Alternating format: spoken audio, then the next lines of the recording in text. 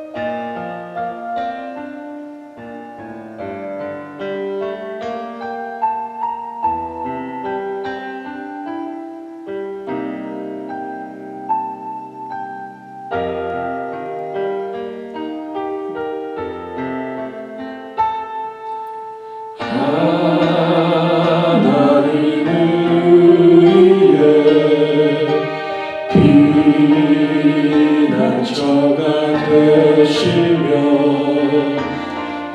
환난 중에 우리의 힘과 도움이시라 하나님은 우리의 피난처가 되시며 환난 중에 우리의 힘과 도움이시라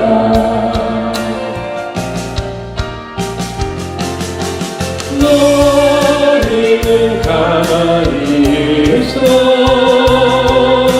주가 하나님 되어지어라 열방과 세계 가운데 주가 높이는 하늘이라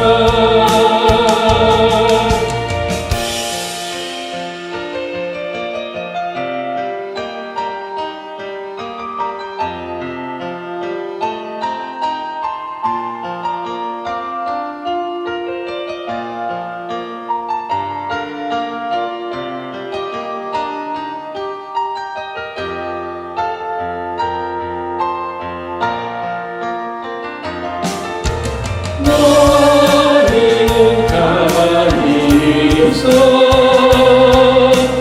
주가 하나님 되어지어라 열방과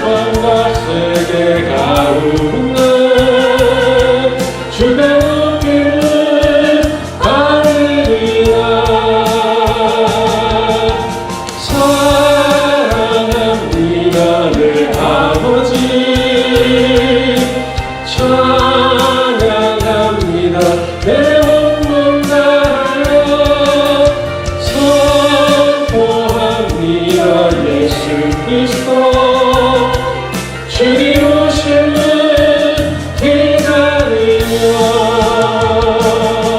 주님 오심을 기다리며 주님 오심을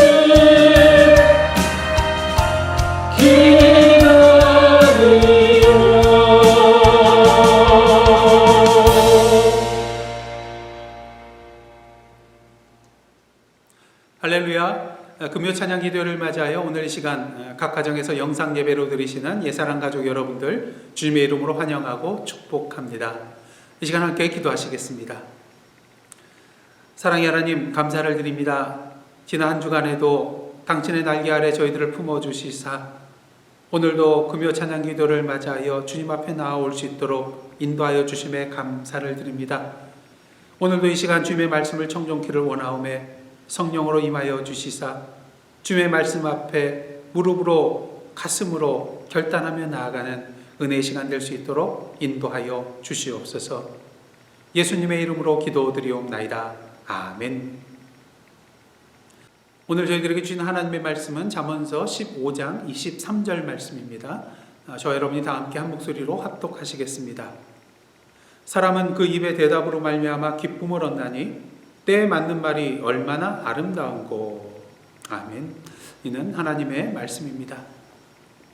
지난달 4월 23일 트럼프 대통령이 코로나19 태스크포스 브리핑에서 바이러스가 고온다습한 그런 환경에 약하고 살균제에 노출되면 빨리 죽는다는 그런 연구 결과를 듣고 무슨 말을 했습니까?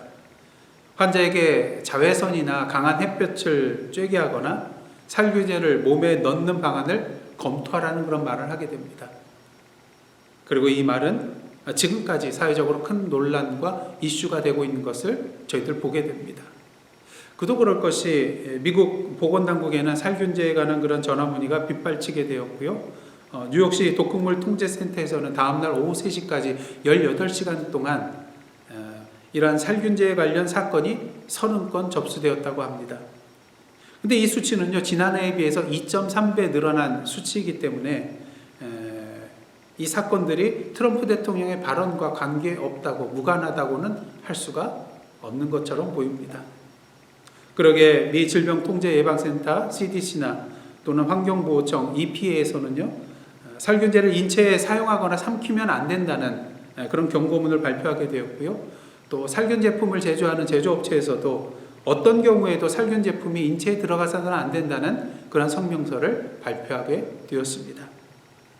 한편 아내가 한국계 미국인이면서 또 한국의 코로나 진단키트 50만 개를 수입하여 우리 한국 사람들에게 잘 알려진 메릴랜드 레리 호건 주지사는요, 지난 26일 한 방송과의 인터뷰에서 트럼프 대통령이 이러한 발언을 한 이후에 메릴랜드주의 응급 상담 전화 코너에 코로나19 치료를 위해서 살균제 제품을 인체에 주입하거나 또는 복용해도 되는지 문의하는 그런 전화가 수백 통 걸려오게 되었다고 말했습니다. 그러면서 머릿속에서 불쑥 튀어나오는 그런 말을 하면 잘못된 메시지가 전달될 수 있다. 이러한 말을 하면서 트럼프 대통령에게 일침을 가했습니다. 앞으로 6개월 앞으로 다가온 대선을 의식하면서 코로나19 브리핑 시간을 자신의 대선 홍보를 위한 기회로 삼고 있었던 트럼프 대통령. 물론 어떤 말을 할지 예측 불가능한 트럼프 대통령이라고는 하지만 이번 발언만큼은 참으로 시의적절하지 못한 경솔하고 어리석은 그런 말이었다고 할 수가 있을 것입니다. 우리가 살아가는 데 있어서 시의적절한 말을 하는 것 참 중요하다고 할 수가 있습니다. 시의적절한 말을 한다는 것은 무엇을 의미합니까? 그 당시의 사정이나 요구에 아주 알맞은 말을 하는 것을 의미합니다. 여러분, 아무리 우습고 재미있는 이야기를 할지라도 장례식장에 가서 그 이야기를 할 수는 없는 것입니다.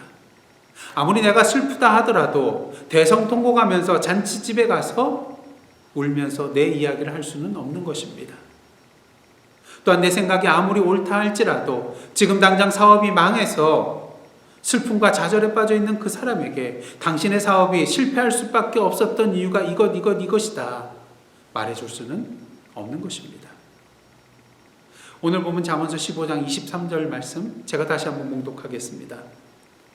사람은 그 입의 대답으로 말미암아 기쁨을 얻나니 때에 맞는 말이 얼마나 아름다운고. 때에 맞는 말이 참으로 아름답다고 얘기해주고 있습니다. 이 세상의 모든 것에는 다 때가 있습니다. 그러기에 솔로몬은 전도서 3장 1절을 통하여서 이렇게 말하고 있습니다. 범사에 기한이 있고 천하 만사가 다 때가 있나니. 그러면서 2개씩 짝을 지어서 총 28개의 때에 관한 그런 말을 우리에게 해주고 있습니다. 날 때가 있고 죽을 때가 있으며, 심을 때가 있고 심은 것을 뽑을 때가 있으며, 죽일 때가 있고 치료할 때가 있으며, 헐 때가 있고 세울 때가 있으며.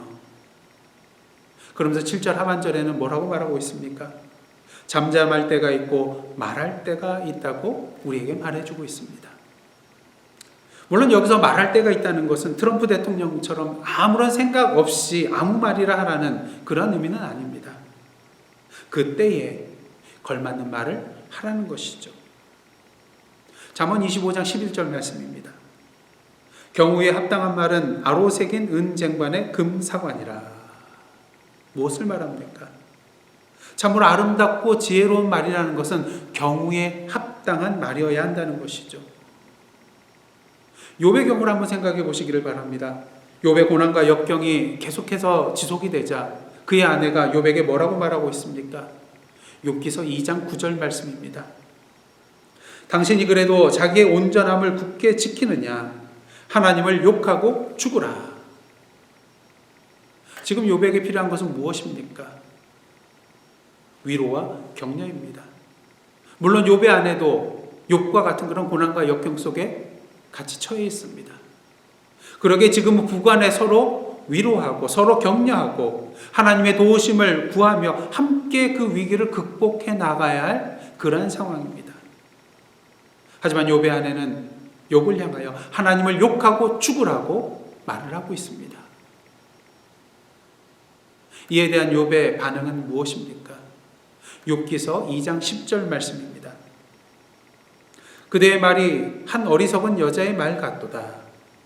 우리가 하나님께 복을 받았은즉 화도 받지 아니하겠느냐 하고 이 모든 일에 욥이 입술로 범죄하지 아니하니라.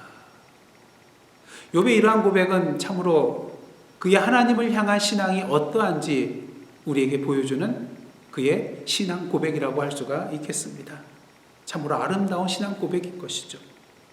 그러기에 오늘도 그의 말이 우리에게 참된 위로와 격려가 되고요, 우리가 다시 한번 일어설 힘이 되어주고 있는 것입니다. 그렇다면 때에 맞는 아름다운 말이라는 것은 구체적으로 어떠한 말을 의미할까요? 여러 가지로 우리가 생각할 수 있겠지만 잠언서에 나오는 다른 구절들을 살펴보면서 크게 3가지로 말씀을 함께 나누도록 하겠습니다. 첫째로, 때에 맞는 아름다운 말이라는 것은 절제하는 말입니다. 오늘 본문을 통해서 우리가 분명히 알 수 있는 것은요, 우리가 말을 함에 있어서 말을 많이 하는 것보다는 때에 맞는 한마디의 말을 하는 것이 중요하다는 것입니다. 그러게 우리는 말을 함에 있어서 절제할 줄 알아야 합니다. 잠언서에는 말이 적은 것이 많은 것보다 더 낫다고 일관되게 우리에게 말해주고 있습니다. 그 이유는 무엇일까요? 무엇보다 먼저 우리의 말이 많아지게 되면 그만큼 뭐가 많아질까요?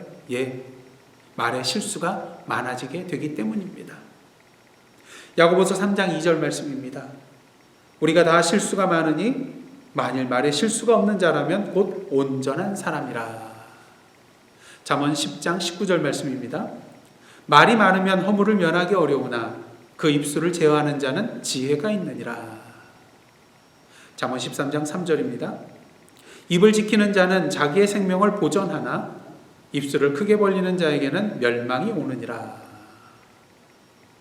그렇다면 옳고 좋은 말을 하는 경우는 어떻습니까? 옳고 좋은 말을 하는 것 많이 할수록 좋은 거 아닌가요? 다다익선 아닌가요? 하지만 우리가 아무리 옳고 좋은 말을 한다 할지라도 말하는 데 있어서는 다다익선이 되는 경우보다는 과유불급의 길로 나아가는 경우가 더 많은 것을 우리는 분명히 보게 됩니다. 아무리 좋고 옳은 말이라 할지라도 너무나도 많아지면, 지나치게 되면 그것은 잔소리가 되기 때문인 것이죠.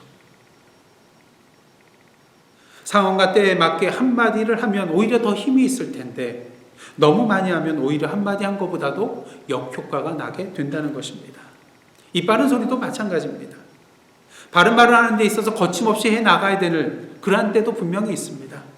하지만 상황을 잘 살피고 때에 맞게 해야 하는 것이죠.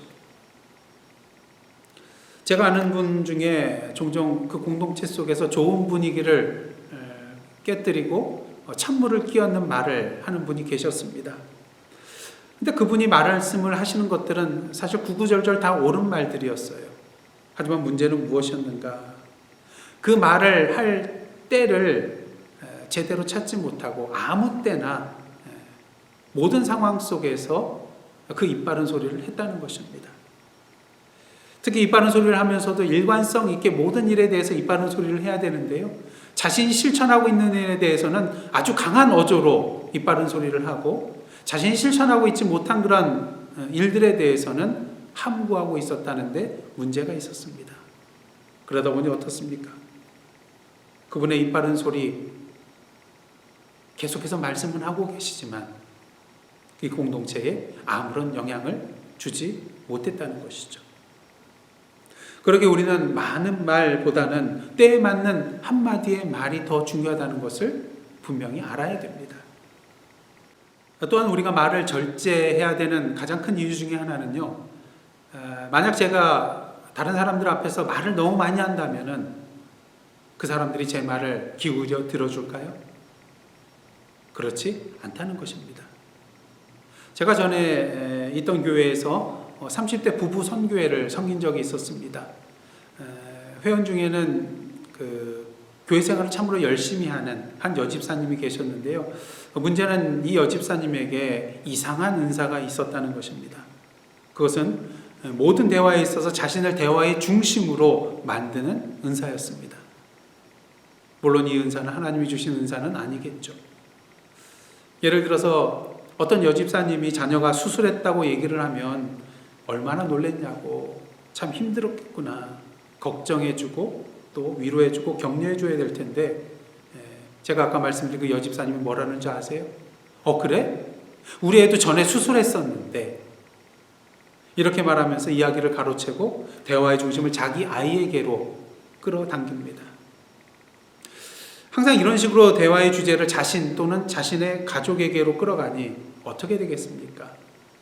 나중에는 이분이 얘기를 시작하면요, 모든 분들이 처음에는 들어주는 척 하다가 차례로 귀를 닫고 듣지 않게 되더라고요. 잠언 17장 27절 말씀입니다. 말을 아끼는 자는 지식이 있고 성품이 냉철한 자는 명철하니라. 어떤 사람이 지식이 있는 사람이라고요? 예, 말을 아끼는 사람입니다. 그러기에 우린 말에 절제함이 있어야 되는 것이죠. 그렇게 어떨 때는요, 아예 침묵으로 나아가는 것이 말을 할 때보다 100배 더 나은 때가 있습니다. 잠언 17장 28절 말씀입니다. 미련한 자라도 잠잠하면 지혜로운 자로 여겨지고 그의 입술을 닫으면 슬기로운 자로 여겨지느니라. 무슨 말이 생각이 나시나요? 가만히 있으면, 아무 말 안 하고 가만히 있으면 중간이라도 간다는 그런 말이 생각나는 구절입니다. 미련한 자라 할지라도 차라리 침묵하고 있으면 자신의 무지나 어리석음이 다른 사람 앞에 드러나지 않기 때문에 중간이라도 간다는 것이죠. 그리고 잠언 17장 28절 말씀은 그렇게 잠잠하면 오히려 지혜로운 자로 여겨질 수도 있다는 것입니다. 옛말에 빈수레가 요란하다는 그런 말이 있죠. 문제는 무엇입니까? 그 빈수레가 요란하면 요란할수록 그 수레가 비어있다는 것이 확실하게 드러난다는 것입니다. 오늘 사회에서 문제를 일으키는 사람은 어떤 사람인가요? 아예 모르면 가만히 있기 때문에 문제가 되지 않는데 대충 알고 있는 사람, 모르면서도 알고 있다고 착각하고 있는 사람이 문제를 일으키게 되는 것을 보게 됩니다. 우리의 말도 마찬가지입니다. 정말로 지혜로운 사람은요, 침묵해야 할 때 침묵할 줄 아는 사람입니다. 긁어서 부스럼을 만들 수도 있기 때문인 것이죠. 이러한 침묵에 대한 표현이 잘 나타나는 곳이 있는데요. 외경으로 분류되어 있는, 우리 개신교에서는 잘 사용하지 않지만 로마 카톨릭에서 제2경전으로 인정하고 있는 그 집회서 20장을 보시면요, 침묵과 끊임없이 마구 말하는 것에 대한 그런 교훈의 말씀이 나와 있는 것을 보게 됩니다. 이 시간 여러분에게 소개해 드릴 때에 한번 잘 새겨 들어보시기를 원합니다. 집회서 20장 1절, 그리고 5절에서 7절, 13절, 그리고 19절로부터 20절 말씀입니다. 먼저 1절 말씀입니다. 때에 맞지 않는 책망이 있고 현명함을 드러내주는 침묵이 있다. 침묵을 지켜 현명함이 드러나는 사람이 있는가 하면 끊임없이 짓거림으로써 남에게 미움을 사는 사람도 있다.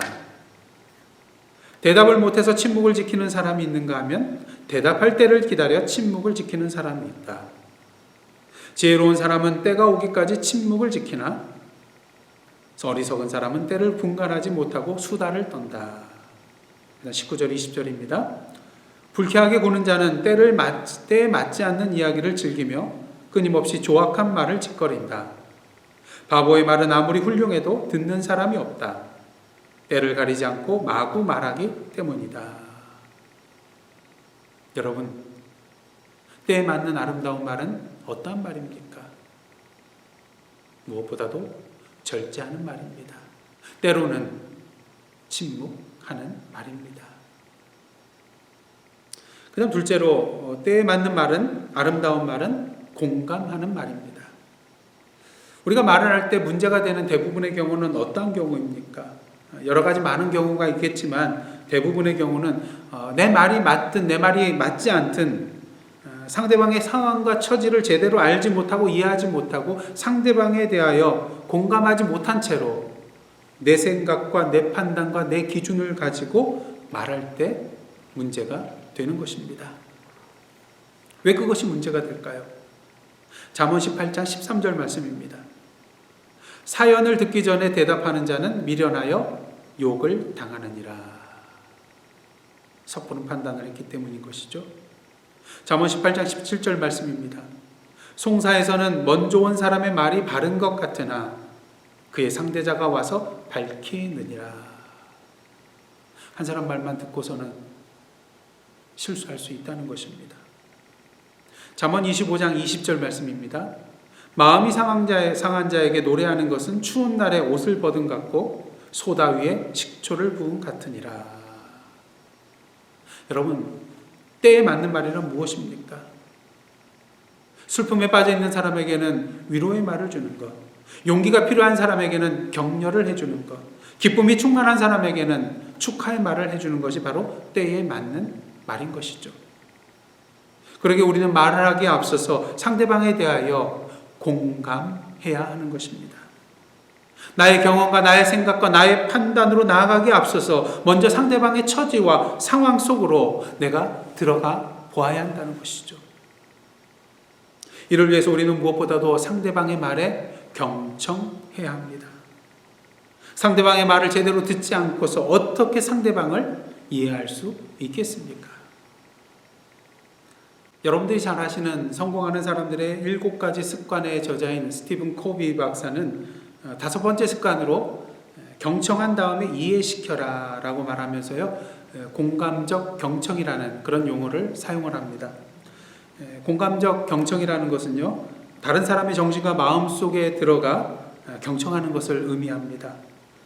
그러기에 그 사람의 패러다임 속으로 내가 들어가서 나의 눈이 아닌 상대방의 눈으로 세상을 보는 것이 바로 공감적 경청입니다. 그러기에 공감적 경청은 상대방을 이해하려는 의도를 가지고 상대방의 말을 경청하는 것을 말합니다. 문제는 지금까지 우리가 쓰고 읽고 말하는 법을 배우고 또 훈련하는 데는 많은 시간을 투자했지만 어떻습니까? 정작 듣기에 대해서는, 특히 다른 사람의 입장에서 상대방의 말을 경청하는 법에 대해서는 제대로 훈련받거나 또는 제대로 교육받지 못했다는 것이죠. 우리 인간은 참으로 말하기를 좋아하는 존재입니다. 그러다 보니까 우리는 상대방을 이해하려는 그런 의도를 가지고 듣기보다는 상대방에게 답을 하기 위한 의도를 가지고 상대의 말을 듣는 경우가 많습니다. 그러다 보니까 상대방의 패러다임과 경험과 기준으로 그 말을 듣기보다는 나 자신의 패러다임과 경험과 기준을 가지고 상대방의 말을 듣는 경우가 많은 것이죠. 그러다 보니까 상대에 대해서 온전히 이해하지 못하거나 공감하지 못할 때가 부지기수가 되는 것입니다. 그리고는 나중에 이런 말을 하죠. 당신은 도대체 이해할 수 없네요. 저 사람은 도대체 이해할 수 없네요. 여러분, 유능한 세일즈맨이란 어떤 사람입니까? 유능한 세일즈맨은요, 제품을 팔기 전에 미리 고객의 욕구부터 연구하고 파악합니다. 그러기에 그는 단순히 제품을 파는 사람이 아니라 고객의 욕구와 문제점에 대한 해결책을 판매하는 사람이 되는 것이죠. 그러기에 그는 유능한 세일즈맨이 될 수밖에 없는 것입니다. 여러분, TV 홈쇼핑도 마찬가지잖아요. 소비자의 욕구와 성향을 잘 파악해서 저 제품이야말로 나에게 꼭 필요한 제품이라는 그런 확신을 소비자로 하여금 갖게 만들어줍니다. 그리고 결국에는 전화번호를 누르게 만들어 주문하게 만들죠.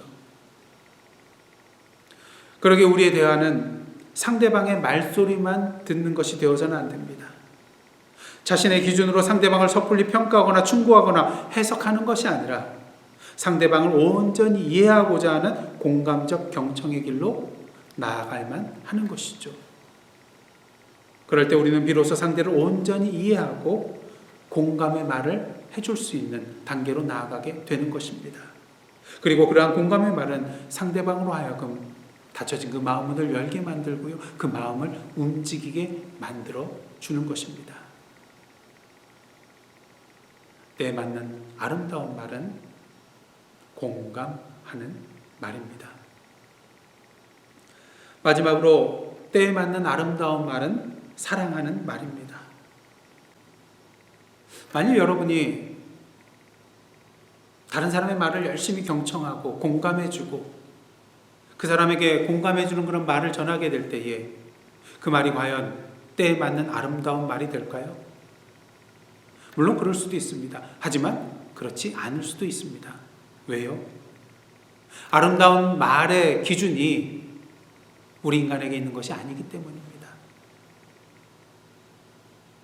오늘 본문에 쓰인 아름답다는 그런 말은 히브리어로 토브라는 단어가 사용이 됐는데요. 여러분들이 너무나도 잘 아시는 단어죠. 하나님께서 태초에 천지를 창조하셨을 때 창조하신 것을 보시기에 아름답다 하셨을 때 이 아름답다에 해당하는 단어가 바로 토브입니다. 무엇을 말합니까? 이 세상의 아름다움의 기준은 우리 인간에게 있는 것이 아니라 이 세상에 있는 것이 아니라 바로 창조주 하나님께 있다는 것입니다. 이 세상의 아름다운 기준은 다 상대적인 것입니다. 저와 여러분의 아름다움의 기준 다르잖아요. 절대적 기준이 아니라는 것입니다. 하지만 하나님의 아름다움의 기준은 절대적인 기준입니다. 하나님 보시기에 옳은 것, 좋은 것이 곧 아름다운 것입니다. 그렇다면 하나님 보시기에 아름다운 것은 무엇일까요? 여러 가지가 많이 있을 수 있겠지만 가장 아름다운 것은 바로 사랑입니다. 하나님께서 우리에게 주신 십계명의 내용을 한번 보시기를 바랍니다. 크게 두 가지로 요약할 수가 있는데요. 첫째는 하나님을 사랑하라는 것이고 두 번째는 이웃을 사랑하라는 것입니다. 사랑이야말로 하나님 보시기에 가장 옳고 가장 좋은 것, 다시 말해서 가장 아름다운 것이라는 것이죠. 그러게 때에 맞는 아름다운 말은 어떠한 말이 되어야 될까요? 무엇보다도 사랑하는 말이 되어야 한다는 것입니다. 고린도전서 13장 1절 말씀입니다. 내가 사람의 방언과 천사의 말을 할지라도 사랑이 없으면 소리나는 구리와 울리는 꽹과리가 되고. 천사의 말 얼마나 아름답겠습니까? 하지만 사도 바울은 분명히 선포하고 있습니다. 천사의 말이라 할지라도 그 안에 사랑이 없으면 아무것도 아니라는 것이죠. 그러게 오늘도 우리의 말은 사랑하는 말이 되어야 합니다. 그렇다면 사랑하는 말이란 어떠한 것을 의미할까요? 참된 사랑의 말은 그저 우리의 입으로만 그치는 것이 되어서는 안 됩니다. 게리 셰프먼은 그의 책 5가지 사랑의 언어를 통하여서 사랑의 언어를 5가지로 소개하고 있습니다. 여러분이 잘 아시는 그런 내용이죠. 첫째 사랑의 언어는 인정하는 말입니다. 칭찬하거나 또 격려하거나 지지해주거나 위로의 말을 전해주는 것도 포함하는 그런 말이죠. 그 다음 2번째 사랑의 언어는요, 함께하는 시간입니다. 상대방에게 집중하는 그런 대화, 또 상대방과 함께하는 활동을 모두 포함하는 그런 사랑의 언어입니다. 근데 중요한 것은요, 이것은 단지 같은 장소에서 같은 소파에 앉아서 TV를 보고 있는 그런 것을 의미하는 것은 아니라는 것입니다. TV를 끄고 함께 마주보고 대화에 집중하는 것이 바로 함께하는 시간이라는 것이죠. 그 다음 3번째 사랑의 언어는요, 선물입니다. 눈에 보이는 구체적인 사랑의 징표인 것이죠. 그 다음 4째 사랑의 언어는요, 상대방의 수고와 힘을 덜어주는 행위로서의 봉사입니다. 그리고 마지막 5번째 사랑의 행위는요, 신체적인 접촉을 의미하는 스킨십이라고 할 수 있습니다. 이는 무엇을 말하나요? 사랑의 언어라는 것은 그저 이술만의 고백으로 그치는 것이 아니라 우리의 사랑의 행위까지 동반되어야 하는 것임을 말하고 있습니다. 마치 하나님께서 우리를 사랑하신 것과 마찬가지로요. 요한일서 말씀처럼 하나님은 사랑이십니다. 중요한 것은 그 사랑이라는 것은 이술만의 그런 말씀이 아니라 자신의 사랑하는 독생자 아들 예수 그리스도까지 내어주시는 행위의 사랑이었다는 것이죠. 예수 그리스도의 사랑은 어떠한 사랑입니까? 임마누엘의 하나님으로 우리와 함께 하시기 위하여 그 천상의 자리를 뒤로 한 채 육신의 몸을 입고 이 땅에 내려오셔서 죄로 인하여 죽을 수밖에 없는 우리를 위하여 친히 십자가의 고난의 길을 걸어가신 영원한 생명의 선물을 주신 사랑이었습니다. 성령 하나님의 사랑은 어떠한 사랑입니까? 오늘도 우리의 삶 가운데 임하여 주셔서 우리를 칭찬해 주시고 격려해 주시고 위로해 주시고 힘을 주시는 사랑이고요. 무엇보다 오늘도 우리의 입술과 우리의 삶을 통하여 주님의 사랑의 말씀과 사랑의 손길이 전달될 수 있도록 우리에게 능력을 더해 주시는 그러한 사랑입니다. 사랑하는 예사랑 성도 여러분, 진정 때에 맞는 아름다운 말을 하시기를 원하십니까? 때에 맞는 아름다운 말은 절제하는 말입니다. 때에 맞는 아름다운 말은 공감하는 말입니다. 때에 맞는 아름다운 말은 사랑하는 말입니다. 중요한 것은 그 사랑하는 말이라는 것은 입술만의 사랑이 아니라 요한일서 3장 18절 말씀처럼 말과 혀로만 사랑하는 것이 아니라 행함과 진실함으로 사랑하는 것입니다. 오늘도 이러한 때에 맞는 아름다운 말의 삶으로 나아가시는 저와 여러분의 모습이 되기를 주님의 이름으로 축원합니다. 그런 의미에서 이 시간 함께 기도하며 나가기를 원합니다. 먼저 오늘 말씀과 관련되어서요, 2가지 제목 드리겠습니다. 말에 있어서 절제하지 못하고 경청하지 못하고 말과 혀로만 사랑한다고 했던 우리의 부족함을 용서하여 주옵소서. 둘째로, 때에 맞는 아름다운 말을 통하여 가정과 교회와 사회와 세계를 하나님 보시기에 아름다운 세상으로 회복해 나아가는 저희들 예사랑 선교교회 되게 하여 주옵소서. 이 2가지 제목을 놓고 함께 기도하며 나아가시겠습니다. 함께 기도하시겠습니다.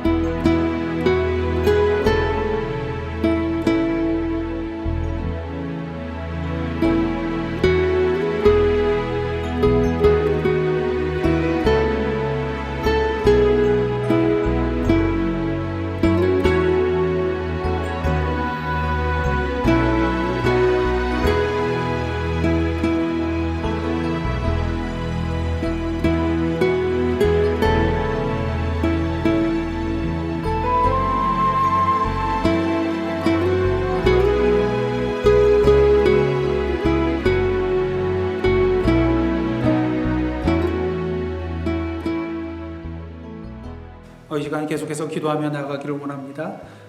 먼저 환우들을 위해서 기도해 주시기를 원합니다. 특별히 우리 조기택 집사님 어머님 되시는 김윤중 권사님을 위해서 기도해 주시기를 원합니다. 몸이 많이 안 좋아지셔서 어제 목요일부터 이제 호스피스를 선택하며 나아가시게 되었는데요. 하나님이 그 이름을 부르시는 그때까지 우리의 목자 되시는 그런 주님의 손을 꼭 붙잡고 승리하실 수 있도록 위해서 기도해 주시기를 바라고요. 특별히 조기택 집사님과 그 가족들을 위해서 주님이 주시는 그런 평안과 위로하심과 또한 천국 소망 가운데 승리하며 나아가실 수 있도록 위해서 기도해 주시기를 원합니다.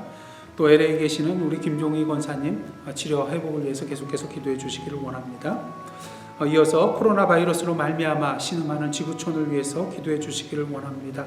치료와 회복과 또한 애통함에 있는 또한 좌절 속에 빠져 있는 그런 모든 백성들에게 마음의 평안이 있기를 위해서 기도해 주시기를 원하고요. 또 현장에서 의료진으로서 또 방역하는 자로서 또 감염 차단 위해서 또 헌신하는 그런 모든 분들 위해서 기도해 주시기를 원합니다. 선교 현장을 위해서 기도해 주시기를 원합니다. 특별히 멕시코 베델교회 후아레즈 콜리지 그리고 또 종종마을 개척 및 후원교회들을 위해서 기도해 주시기를 원하고요. 전 세계에 흩어져 있는 선교사님들과 가족들과 현지 사역자들과 성도들을 위해서 기도해 주시기를 원합니다. 마지막으로 성도들과 자녀들의 건강 및 생업의 현장을 위하여 기도해 주실 때에 특별히 코로나 바이러스로 말미암아서 생업의 현장에 어려움을 겪고 계시는 그런 분들을 위해서 기도해 주시기를 원합니다. 이 시간 다 함께 기도하시겠습니다.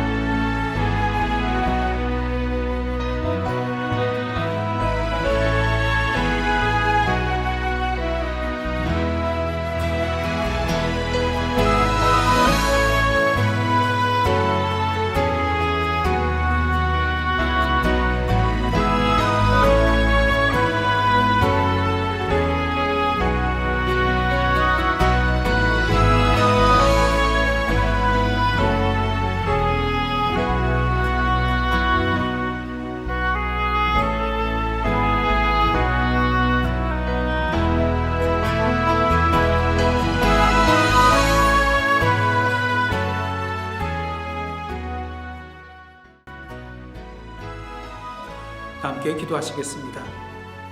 오늘도 우리의 상황과 처지를 아시고 우리의 삶의 현장에 찾아와 우리를 안아주시고 사랑한다고 말씀하여 주시는 주님, 오늘도 그 주님의 사랑을 누리는 자로서 때에 맞는 아름다운 말을 통하여 우리의 가정을 살리고 교회를 부흥시키며 신음하고 있는 이 지구촌을 회복시켜 나아가는 저희들 되게 하여 주옵소서. 오늘도 주님의 형상으로서 참된 사랑의 언어로 이 세상을 변화시켜 나아가는 저희들 되게 하여 주옵소서.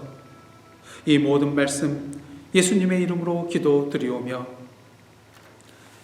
이제는 우리 구주 예수 그리스도의 은혜와 하나님 아버지의 크신 사랑과 성령님의 감동과 교제케 하시는 역사가 오늘도 이 시간 때에 맞는 아름다운 말을 통하여서 하나님의 나라와 그 의를 확장시켜 나아가기로 다짐하며 나아가는 하나님의 백성들 머리 위와 그 삶의 터전 위에 나라와 민족과 선교지와 온 세계와 그리고 특별히 오늘도 이 시간 주님의 부르심을 기다리며 목자 되어 주시는 그 주님의 손을 꼭 붙잡고 나아가고 계시는 사랑하는 김윤준 권사님 위에 이제로부터 영원토록 함께 계시옵기를 간절히 축원하옵나이다.